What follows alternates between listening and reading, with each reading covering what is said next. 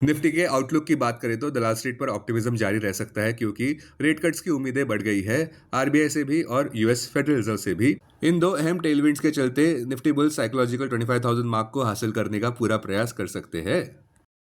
अपने दिन की शुरुआत समझदारी से करें। महत्वपूर्ण खबरें और दुनिया भर के स्टॉक मार्केट्स पर विश्लेषण के लिए इस वीडियो को अंत तक देखना न भूलें। Market trends global cues positive. पिछले शुक्रवार के व्यापार में विदेशी संस्थागत निवेशकों ने 1583 करोड़ रुपए के शेयर्स बेचे, जबकि घरेलू संस्थागत निवेशकों ने 490 करोड़ रुपए के शेयर्स खरीदे। आज निफ्टी के लिए सेंटीमेंट बुलिश रहने का अंदाजा है। मार्केट ब्रेथ पॉजिटिव रह सकती है। निफ्टी के टेक्निकल से एक बड़े रिबाउंड प्ले की ओर इशारा करते हुए जहां पे गिरावट पर खरीदारी करना उचित लग रहा है। अक्टूबर महीने के ऑप्शंस डेटा अनुसार निफ्टी की नियर टर्म ट्रेडिंग रेंज 24,000 से 25,500 के बीच हो सकती है। इंडिया विक्स जो फियर इंडेक्स है वो 10.06 लेवल्स पर और नीचे गिर गया।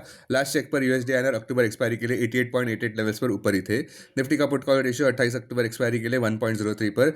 बैंक निफ्टी का put call ratio 28 October expiry के लिए 1.13 पर। आज के लिए निफ्टी का आउटलुक ऑप्टिमिज्म देखने को मिल सकता है क्योंकि फेडरल रिजर्व और आरबीआई दोनों से ही रेट कट्स की उम्मीदें बढ़ गई है।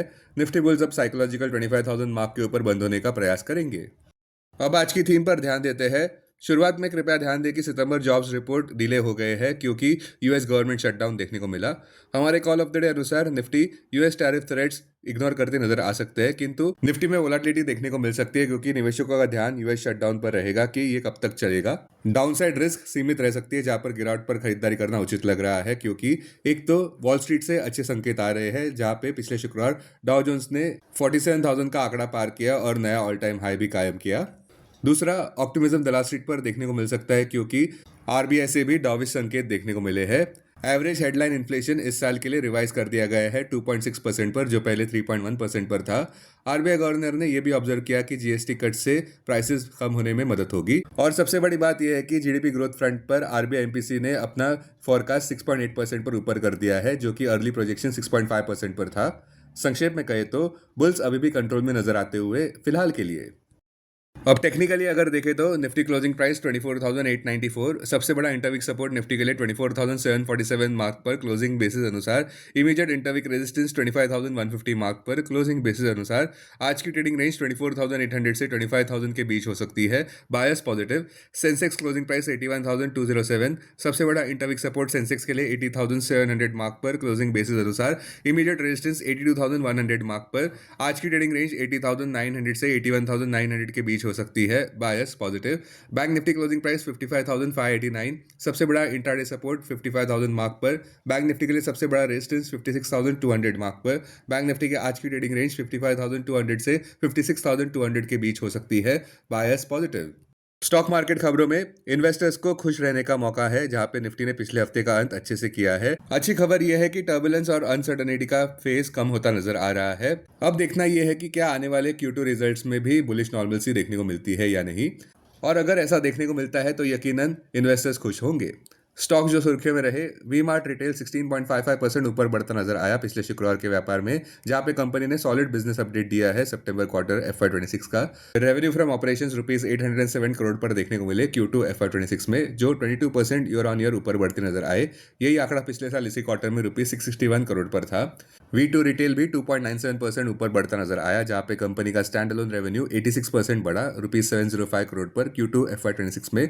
अगर इसकी तुलना करते हैं हम Q2 FY25 से, जहां पर यह आंकड़ा रुपीज 380 करोड़ पर था। साई सेल्स काला मंदिर 17.75% ऊपर बढ़ता नजर आया, जहां पे कंपनी ने टर्नओवर अचीव किया है अप्रोक्सीमेटली रुपीज 444 करोड़ का Q2 FY26 में, जिसमें 28% ग्रोथ उन्होंने रजिस्टर की है। यही आंकड़ा Q2 FY25 में रुपीज 347 करोड़ पर था। पीसी ज्वेलर भी 5.60% ऊपर बढ़ता नजर आया, जहां पे कंपनी का स्टैंड अलोन रेवेन्यू ग्रोथ देखने को मिला है 63% पर ईयर ऑन ईयर, जिसमें स्ट्रॉन्ग कंज्यूमर डिमांड देखने को मिली है ऑनगोइंग फेस्टिव सीजन के चलते। पारस डिफेंस 5.2% ऊपर बढ़ता नजर आया, जहां पे कंपनी की सब्सिडरी पारस एंटी ड्रोन टेक्नोलॉजीज को एक सिग्निफिकेंट ऑर्डर मिला है मिनिस्ट्री ऑफ डिफेंस से, जो कि भारत सरकार के अंतर्गत आती है, जिसकी अप्रोक्सीमेट वैल्यू है रुपीज 46.19 करोड़ की।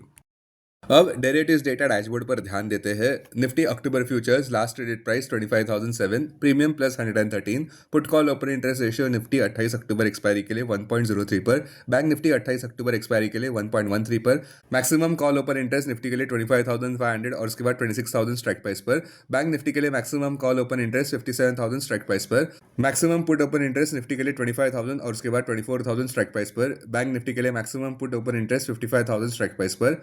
Futures Monday highest open interest change पर ध्यान देते हैं। लॉन्ग बिल्डअप में टाटा स्टील, हिंडाल्को, हुडको, BEL, National Aluminium. Short covering में Jio Financial, UPL, IEX, DLF. Short buildup में Maxell, DMart, Torrent Pharma, UltraTech Cement. Long unwinding में आइशर मोटर्स, उनो मिंडा। आज स्टॉक जो एफएनओ बैन में है वो है आरबीएल बैंक। अब बीएससी डेरिवेटिव्स डेटा डैशबोर्ड पर ध्यान देते हैं। Sensex October futures last traded price 81,696, premium plus 489, put call open interest ratio Sensex 30 October expiry के लिए 0.97 पर, बैंकेक्स 30 अक्टूबर एक्सपायरी के लिए 1.42 पर, maximum call open interest Sensex के लिए 82,500 स्ट्राइक प्राइस पर, बैंकेक्स के लिए 62,000 स्ट्राइक प्राइस पर, maximum put open interest Sensex के लिए 81,000 स्ट्राइक प्राइस पर, बैंकेक्स के लिए 61,000 स्ट्राइक प्राइस पर। Investments in security markets are subject to market risk. Read all the related documents carefully before investing. This content is purely for information and educational purpose only and in no way to be considered as an advice or recommendation.